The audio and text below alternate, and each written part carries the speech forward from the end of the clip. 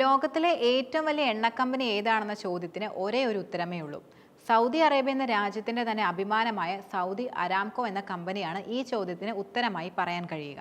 ഇന്ത്യയിലെ 2 എണ്ണ കമ്പനികളിൽ ഈ കമ്പനി നിക്ഷേപം നടത്താൻ ഒരുങ്ങുന്നു എന്ന റിപ്പോർട്ടുകൾ അടുത്തിടെ പുറത്തു വന്നിരുന്നു. ഇത്തരത്തിലൊരു ഗ്ലോബൽ പ്ലെയർ ഇന്ത്യയിലേക്ക് ചുവടുവെക്കുമ്പോൾ മുകേഷ് അംബാനിയുടെ റിലയൻസ് ഇൻഡസ്ട്രീസ് അടക്കം ജാഗ്രത പുലർത്തുന്ന സാഹചര്യമാണ് ശരിക്കും രൂപപ്പെടുന്നത്.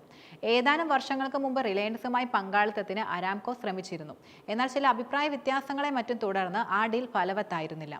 അതിവേഗത്തിൽ വളരുന്ന വലിയ സമ്പദ് വ്യവസ്ഥകളിലൊന്നാണ് ഇന്ത്യ എന്നത്. ഇവിടെ ക്രൂഡ് ഓയിലിന് വലിയ ആവശ്യകതയാണ് നിലനിൽക്കുന്നത്. മാത്രമല്ല, ഇത്തരത്തിൽ ക്രൂഡ് ഓയിലിന് വിപണി സ്ഥിരതയുള്ള ഒരു വിപണിയിൽ നിക്ഷേപങ്ങൾ നടത്തുകയെന്ന സ്ട്രാറ്റജിക് നീക്കത്തിനാണ് അരാംകോ ഒരുങ്ങുന്നതെന്നാണ് പൊതുവെ വീക്ഷിക്കപ്പെടുന്നത്. ലോകത്തിൽ തന്നെ ഏറ്റവും അധികം ക്രൂഡ് ഓയിൽ ഉപഭോഗമുള്ള രാജ്യങ്ങളിൽ ഇന്ത്യയുടേത് നിലനിൽക്കുന്നത് 3ാം സ്ഥാനമാണ്. ഹരിതോർജ്ജ സാധ്യതകളിലേക്ക് പടിഞ്ഞാറൻ രാജ്യങ്ങൾ കൂടുതൽ ശ്രദ്ധ കേന്ദ്രീകരിക്കുന്നതിനാൽ അവിടുത്തെ ക്രൂഡ് ഓയിൽ പ്രോസസ്സിംഗ് ശേഷി കുറഞ്ഞു വരുന്ന സാഹചര്യവും നിലനിൽക്കുന്നുണ്ട്. ഈ സാഹചര്യത്തിന്റെ അടിസ്ഥാനത്തിൽ ഒരു ഗ്ലോബൽ റിഫൈനിങ് ഹബ് എന്ന നിലയിലേക്ക് മാറാനുള്ള ഇന്ത്യയുടെ ശ്രമങ്ങൾക്ക് ഇന്ധനം പകരുന്നതായിരിക്കും സൗദി അരാംകോയുടെ രംഗപ്രവേശനം. യഥാർത്ഥത്തിൽ റഷ്യ-യുക്രൈൻ യുദ്ധം തുടങ്ങിയത് മുതൽ റഷ്യയിൽ നിന്ന് വൻ ഡിസ്കൗണ്ടിലാണ് ഇന്ത്യ കൂടുതലും ഇന്ധനം ഇറക്കുമതി നടത്തിയിരുന്നത്.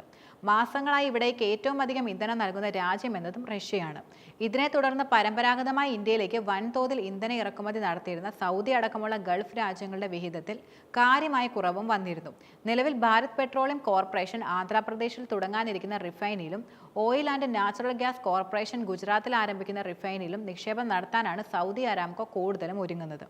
നിലവിൽ ഭാരത് പെട്രോളിയം കോർപ്പറേഷൻ ആന്ധ്രാപ്രദേശിൽ തുടങ്ങാനിരിക്കുന്ന റിഫൈനറിയിലും oil and natural gas corporation ഗുജറാത്തിൽ ആരംഭിക്കുന്ന റിഫൈനറിലും നിക്ഷേപം നടത്താനാണ് സൗദി അരാംകോ കൂടുതലും ഒരുങ്ങുന്നത്.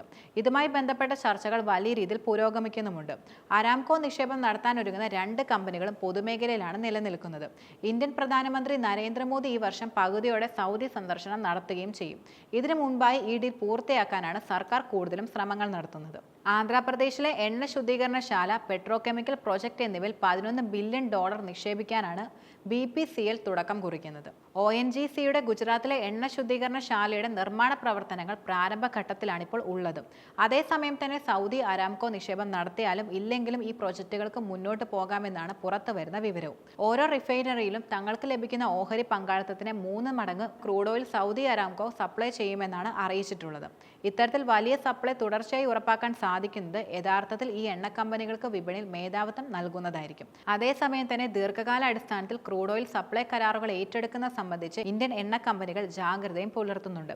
ഇന്ത്യയിലെ റിഫൈനിങ് സെക്ടറിലേക്ക് കടന്നു വരാൻ ഇതിനു മുമ്പ് സൗദി അരാംകോ ശ്രമങ്ങൾ കാര്യമായി തന്നെ നടത്തിയിട്ടുണ്ട്.